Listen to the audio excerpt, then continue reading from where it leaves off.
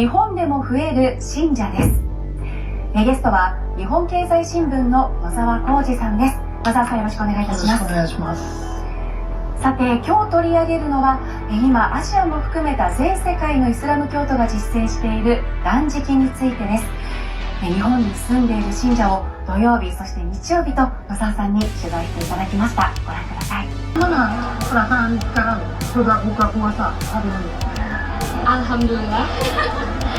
Lega. Di sebuah negeri yang dikendal dengan ritme hidup yang nyaris tak pernah berhenti, di mana waktu terasa bergerak lebih cepat daripada langkah manusia, ada satu momen setiap tahun yang menghadirkan suasana berbeda. Bukan karena festival tradisional, bukan pula karena perayaan budaya yang telah diwariskan ratusan tahun.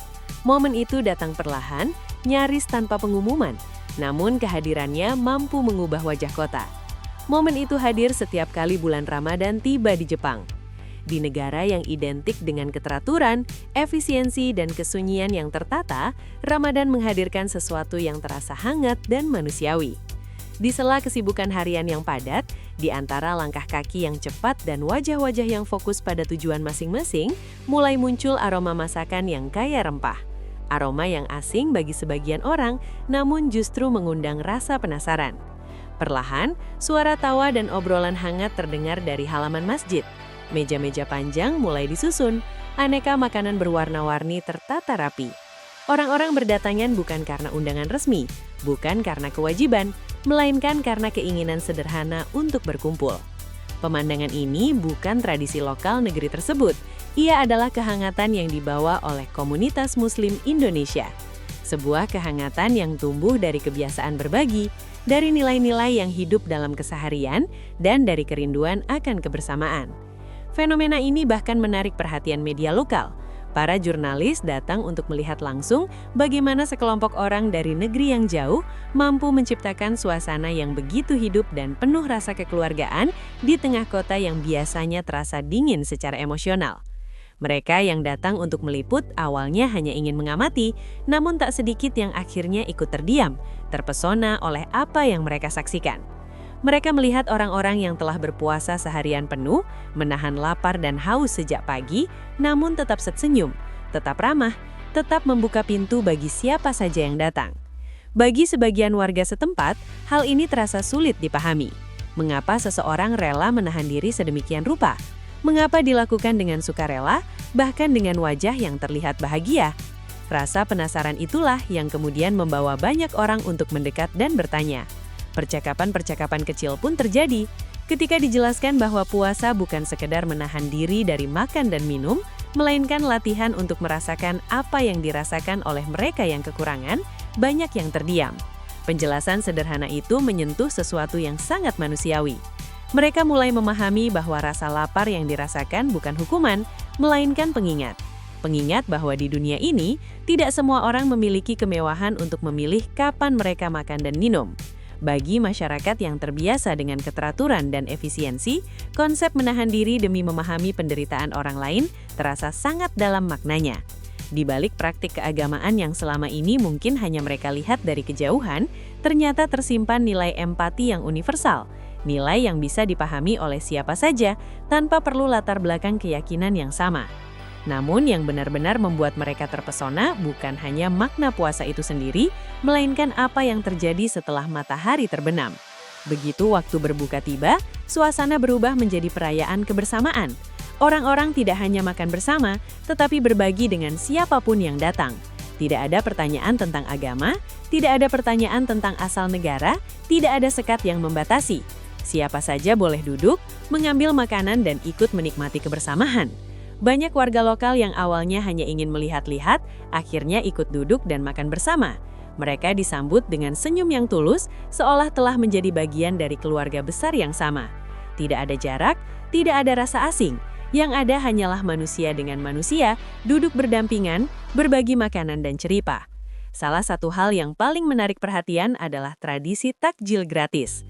Meja-meja dipenuhi makanan khas Nusantara yang berwarna-warni dan menggugah selera. Ada manisan, kue tradisional, hidangan gurih, dan berbagai sajian yang mungkin belum pernah mereka lihat sebelumnya. Yang mengejutkan, takjil gratis ini tidak hanya dinikmati oleh umat muslim. Banyak warga non-muslim yang datang dengan rasa penasaran. Mereka ingin mencicipi, ingin merasakan suasana, ingin memahami mengapa tempat ini selalu ramai menjelang waktu berbuka. Tak butuh waktu lama hingga kabar takjil gratis ini menyebar luas. Orang-orang dari berbagai latar belakang mulai berdatangan. Bahkan pengunjung dari luar negeri yang kebetulan sedang berada di Jepang ikut meramaikan suasana.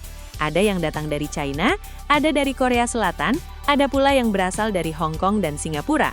Mereka semua berkumpul di satu tempat, disatukan oleh rasa ingin tahu dan kehangatan yang sama. Bagi banyak orang, pengalaman ini terasa seperti perjalanan lintas budaya tanpa harus meninggalkan kota. Ramadan berubah menjadi ruang pertemuan berbagai bangsa, bahasa, dan tradisi. Masjid-masjid yang menjadi pusat kegiatan bahkan menghadirkan menu berbuka dari berbagai negara secara bergiliran. Setiap hari, pengunjung bisa mencicipi hidangan dari budaya yang berbeda. Namun, di antara semuanya, giliran hidangan Indonesia hampir selalu menjadi yang paling ramai. Setiap kali makanan Nusantara disajikan, antrean panjang langsung terbentuk. Aroma sate yang dipanggang, kuah rendang yang kaya bumbu, dan aneka kue tradisional yang manis selalu berhasil menarik perhatian. Bagi sebagian orang, ini bukan sekadar makan gratis. Ini adalah pengalaman budaya yang hidup. Pengalaman yang melibatkan rasa, aroma, dan interaksi antar manusia. Namun, Ramadan di sana bukan hanya tentang makanan. Di balik meja-meja panjang dan hidangan yang berlimpah, ada kegiatan pendidikan, ada ruang untuk keluarga, dan ada kebersamaan yang tumbuh secara alami. Anak-anak mengikuti kegiatan belajar agama dengan cara yang menyenangkan. Orang tua mengikuti kajian dan diskusi. Sementara itu, keluarga-keluarga berkumpul, bercengkerama, dan menikmati waktu bersama. Banyak ibu-ibu Indonesia yang membuka lapak kecil menjual makanan khas, menciptakan suasana yang sering kali membuat orang lupa bahwa mereka sedang berada jauh dari tanah air. Yang terasa justru seperti berada di sebuah kampung yang penuh kehangatan. Kampung yang pintunya selalu terbuka, yang menerima siapa saja tanpa syarat. Perlahan, semua ini membawa perubahan yang tidak disangka-sangka. Masyarakat setempat mulai melihat Islam bukan dari berita, bukan dari stereotip, dan bukan dari jarak jauh. Mereka melihatnya secara langsung melalui tindakan nyata. Mereka melihat senyum, keramahan, kesabaran, dan ketulusan. Mereka melihat bagaimana agama diwujudkan dalam bentuk kepedulian sehari-hari. Banyak yang awalnya hanya datang untuk mencicipi makanan, kemudian kembali karena merindukan suasana. Ada yang datang karena penasaran, lalu pulang dengan pemahaman baru. Ada yang datang sebagai tamu, lalu merasa seperti keluarga. Perubahan itu tidak terjadi secara tiba-tiba. Ia tumbuh perlahan, seperti cahaya yang menyebar sedikit demi sedikit. Namun, dampaknya nyata. Semakin banyak orang yang tertarik untuk memahami nilai-nilai di balik praktik yang mereka lihat. Jumlah pemeluk Islam pun perlahan meningkat. Bukan karena kampanye besar atau ajakan langsung, melainkan karena pengalaman pribadi. Karena mereka melihat sendiri bagaimana kebaikan dipraktikkan dalam kehidupan sehari-hari. Kisah ini menjadi pengingat sederhana bahwa perubahan besar tidak selalu dimulai dari hal besar. Kadang perubahan dimulai dari meja makan sederhana, dari sepiring makanan yang dibagikan dengan tulus, dari senyum yang diberikan tanpa syarat.